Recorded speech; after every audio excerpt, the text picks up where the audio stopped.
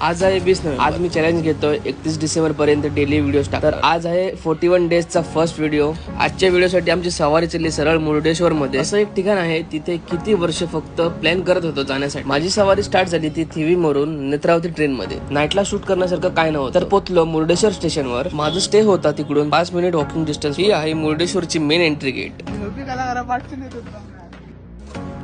Bed okay मध्ये आहे फुल एकदम।